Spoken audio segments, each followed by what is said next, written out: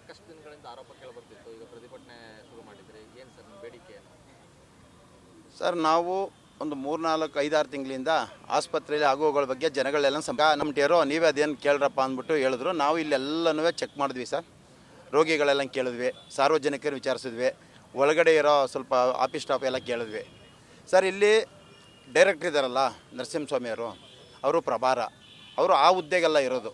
ಸುಮ್ಮನೆ ಯಾರೋ ಒಬ್ಬರು ಪರ್ಮನೆಂಟ್ ಹುದ್ದೆ ಇಲ್ಲ, ಅವ್ರನ್ನ ಕುಣಿಸಿದ್ದಾರೆ.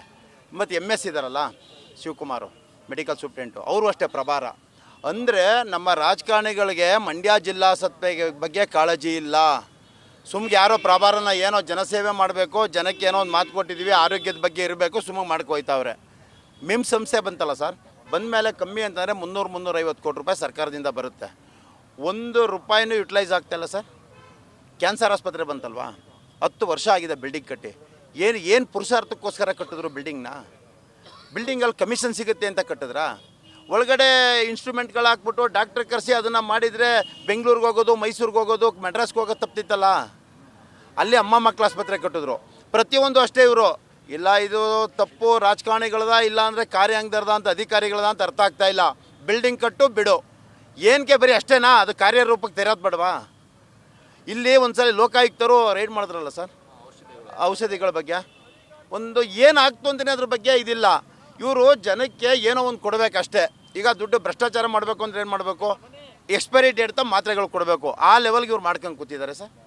ಡಾಕ್ಟ್ರುಗಳದ್ದು ನೋಡಿ, 158 ಜನ ತಜ್ಞ ವೈದ್ಯರಿದ್ದಾರೆ. ಪ್ರತಿ ಒಂದು ಇಲಾಖೆಗೂ ಇಷ್ಟು ಜನ ಅಂತಿದ್ದಾರೆ. ನೀವು ಯಾವಾಗಾರ ಬನ್ನಿ ಸರ್, ಪಾಳಿಲಿ ಒಬ್ಬರು ಡಾಕ್ಟ್ರ್ ಇರ್ತಾರಾ? ಇಲ್ಲ PGಯರು, ಇಲ್ಲ UGಯರು, ಇಲ್ಲ ಇಂಟರ್ನ್ಶಿಪ್ನವರು ಇವ್ರು ಇರ್ತಾರೆ. ನಾವು ಅವ್ರ ಕೈಯಲ್ಲಿ ಮಾಡಿಸ್ಕೊಳ್ಳೋದಾದರೆ ಯಾರೋ ಕಾಂಪೌಂಡ್ ಹಿಡ್ಕೊಂಡು ನಾವು ಯಾವುದೋ ಬೇರೆ ಕಡೆ ಮಾಡಿಸ್ಕೊಬೋದಲ್ಲ. ಯಾಕೆ ನಮ್ಮ ಮಂಡ್ಯ ಜಿಲ್ಲೆಯ ಇದು ದೌರ್ಭಾಗ್ಯನೋ ಏನೋ ಅಂತ ಅರ್ಥ ಆಗ್ತಾ ಇಲ್ಲ. ರಾಜಕಾರಣಿಗಳು ಕೈ ಜೋಡಿಸಲ್ಲ, ಅಧಿಕಾರಿಗಳು ಕೈ ಜೋಡಿಸಲ್ಲ, ಸಾರ್ವಜನಿಕರು ಎಷ್ಟು ಅಂತ ಹೈರಾಣಾಗೋದು. ಒಂದು ಶುಗರ್ ಫ್ಯಾಕ್ಟ್ರಿ ಇತ್ತು, ಅದಂತೂ ಬಾಗಿಲಾಕ್ಸ್ತಾ ಇದ್ದೀರಿ. ಹೋಗಲಿ, ಅದು ಬೇಡ ಸರ್. ನಿಮ್ಮ ಮೂಲಕನಾರು ಸುಮಾರು ಸರ್ ಕೇಳ್ಕೊಂಡಿದ್ದೀವಿ. ಆಸ್ಪತ್ರೆ ಜಾಗ ಮೈಸೂರು ರಾಜರು 78-80 ಎಕರೆ ಕೊಟ್ಟರು. ಕಟ್ಟೋ ಟೈಮಲ್ಲಿ ಏನೋ ಒಂದು ಸರ್ ಗೊತ್ತಾಗಲಿಲ್ಲ, ಸ್ವಲ್ಪ ಬಿಟ್ಟಿದ್ರು. ಅದನ್ನ 19 ಎಕರೆ ಜಾಗ ಸರ್. ಅವ್ರು ಇನ್ನೂ ಇರೋ ಸೂಪರ್ದಿಗೆ ತಗೊಳಕ್ಕೆ ಬರ್ತಾಯಿಲ್ಲ. ನಾನು ಇವರು ಬಡವರು ಬಗ್ಗರು ಅವ್ರು ಮಾಡವ್ರೆ, ದೊಡ್ಡವ್ರು ಮಾಡವ್ರೆ ಅಂತಲ್ಲ, ಯಾರ್ದಾರ ಆಗಿರಲಿ, ಆ ಜಾಗ ಆಸ್ಪತ್ರೆದು. ಅದಕ್ಕೆ ಸಫಿಷಿಯೆಂಟ್ ಫಂಡ್ಸ್ ಬರುತ್ತೆ, ಅದನ್ನು ಯುಟಿಲೈಸ್ ಮಾಡಿ ಲಾಯರ್ ಇಟ್ಟೋ ಇನ್ನೊಂದು ಮಾಡೋ ತಗೋಬೋದಲ್ಲ ಸರ್. ಇವರು ಏನು ನಾಲಾಯಕ ಇವರು ಡೈರೆಕ್ಟ್ರು. ಇವರಿಬ್ಬರು ಮೈಸೂರಿಂದ ಬರ್ತಾರೆ. ಅಕಸ್ಮಾತ್ ಇಲ್ಲಿ ಆಗು ಹೋಗೋಗಳಿಗೆ ಸ್ಪಾನ್ಸರ್ ಯಾರು?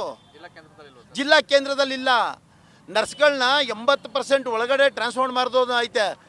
90 ಜನ ನರ್ಸ್ಗಳಿರೋದು ಇಂಥ ದೊಡ್ಡ ಆಸ್ಪತ್ರೆಗೆ. ನರ್ಸ್ಗಳಿಂದ ಹತ್ತತ್ರ 7-8 ಕೋಟಿ ದಂಧೆ ಮಾಡಿದ್ದೀರಿ ಇಲ್ಲಿ ಸರ್. ಆಸ್ಪತ್ರೆದು ಆಸ್ಪತ್ರೆ ನರ್ಸ್ಗಳ ಕ್ವಾರ್ಟರ್ಸ್ ಐತೆ, D ಗ್ರೂಪ್ನವ್ರದ್ದೈತೆ, ಡಾಕ್ಟ್ರ್ ಕ್ವಾರ್ಟರ್ಸ್ಗಳೈತೆ. ಯಾರು ಇದ್ದಾರೆ ಅಲ್ಲಿ ನೋಡಿ ಸರ್ ಒಂದ್ಸಲಿ. ಸರ್, ಅನೈತಿಕ ಚಟುವಟಿಕೆಗಳು ನಡೀತಾವೆ. ಅಂದರೆ ಹೇಳರಿಲ್ಲ ಕೇಳರಿಲ್ಲ ಅನ್ನಂಗೆ ಆಗೈತೆ. ನಾವೇ ಸರ್ ಸಂಘಟನೆಗೆ ನಮ್ಮದೇ ಆದ ಹೆಂಡತಿ ಮಕ್ಕಳು, ನಮ್ಮದು ಜೀವನ ಸಂಸಾರ ಎಲ್ಲ ಇದೆ. ಆದರೂ ಏನು ಅಂದರೆ ಸಮಾಜ ಕೆಟ್ಟು ಕೆರೆ ಹಿಡಿತಾ ಇದಲ್ಲ, ಇಲಾಖೆಗಳು ನಸುಸೋಗ್ತಾವಲ್ಲ ಅಂತ ಬಂದಿರೋದು.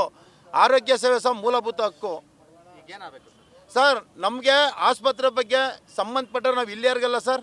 ಇಲ್ಲ ಆಸ್ಪತ್ರೆ ಮಿನಿಸ್ಟ್ರು ಬರಬೇಕು, ಆರೋಗ್ಯ ಮಿನಿಸ್ಟ್ರು. ಇಲ್ಲ ಅಂದರೆ ಮೆಡಿಕಲ್ ಮಿನಿಸ್ಟ್ರು ಬರಬೇಕು. ಅವ್ರು ಬರೋ ತನಕ ಇದು ಸರಿ ಆಗಲ್ಲ ಸರ್. ಏನೇನು ಅಂತ ಪ್ರತಿಯೊಂದು ಇಲ್ಲಿ ಕರಪತ್ರ ನೀವು ನೋಡಿದ್ದೀರಿ. ಇದು ದೊಡ್ಡದಾಗಿರುತ್ತೆ. ಅದು 1 ತಿಂಗಳಾಗ್ಬೋದು ಸರ್.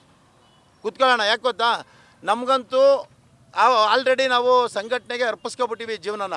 ಇಲ್ಲೂ ಅರ್ಪಿಸ್ಕೊಂಡು ಈ ಆಸ್ಪತ್ರೆ ಸರಿಪಡಿಸ್ಬೇಕು. ನನಗೆ ರೋಗಿಗಳ ಕಷ್ಟ ನೋಡೋಕ್ಕಾಯ್ತಲ್ಲ. ನಾವು ಎದ್ದೇಳಲ್ಲ. ಈ ಪ್ರಭಾರದವರೆಲ್ಲರೂ ಇದು ಮಾಡಬೇಕು. ಇನ್ನೊಂದು ಸರ್, ಇಲ್ಲೊಬ್ಬರು ಸಾಗರ್ ಅಂತ ಒಂದು ಹುಡುಗ ಇದ್ದಾರೆ. ನಾವು ಅವ್ರ ಜೊತೆ ಹೋಗಿದ್ವಿ. ಅಲ್ಲಿಗೆ ಹೋದಾಗ ಏನಾಗೋದು ಗೊತ್ತಾ ಸರ್, ಚಂದ್ರಶೇಖರ್ ಅಂತವರು ಅಲ್ಲೇ ಮಾಡಿದ್ದಾರೆ. ಆಮೇಲೆ ನಾವು ಒಳಗಡೆ ಒಂದು 2-3 ಸಾವಿರ ಹೋದಕ್ಕೆ ಏನು ಮಾಡ್ತಾರೆ ಗೊತ್ತಾ, ಡೈರೆಕ್ಟ್ರು ಪೊಲೀಸ್ನವ್ರಿಗೆ ಇನ್ಫಾರ್ಮ್ ಮಾಡ್ತಾರೆ ಇವ್ರು ಕಳಿಸಿ ಅಂತ. ಅಂದರೆ ಇದು ಯಾರ್ದು ಆಸ್ಪತ್ರೆ? ನಾವು ಅವ್ರ ಮನೆಗಳಿಗೆ ಹೋಯ್ತಲ್ಲ, ನಮ್ಮ ಜಾಗಕ್ಕೆ ನಾವು ರಾಜರು ನಮ್ಮ ಜಾಗಕ್ಕೆ ಹೋಯ್ತಾ ಇದ್ದೀವಿ, ನಿಮ್ಮನ್ನು ಕೆಲಸಕ್ಕೆ ಇಟ್ಕೊಂಡಿದ್ದೀವಿ ಸರ್. ಹಲವಾರು ನ್ಯೂನತೆಗಳಿವೆ. ನೀವು ದಯಮಾಡಿ ಪೇಪರ್ನವರು ಸಹ ಮಾಧ್ಯಮದರೇ ಮುಖ್ಯ ಇದಕ್ಕೆ. ಇದನ್ನು ಆದಷ್ಟು ಮಂಡ್ಯ ಜಿಲ್ಲೆ ಜನಕ್ಕೆ ತಿಳಿಸಿ. 21 ಲಕ್ಷ ಜನ ಇದ್ದಾರೆ ಇದರ ಅವಲಂಬಿಸಿರೋರು. ಪ್ರೈವೇಟ್ಗೆ ಹೋಗೋಕ್ಕಾಗಲ್ಲ ಸರ್. ಸರ್, ಈಗ MRI ಎಕ್ಸ್ರೇ ಎಲ್ಲನೂ ಇಲ್ಲಿ ಮಾಡಲ್ಲ. ಒಂದು ವಾರ ಮುಂದಿನ ವಾರ ಬನ್ನಿ ಅಂತಾರೆ. ಯಾಕೆ ಅಂದರೆ ಅರ್ಜೆಂಟ್ ಇದ್ದರೆ ಬೇರೆ ಕಡೆ ಮಾಡಿಸ್ಕೊಳ್ಳಿ ಅಂತ.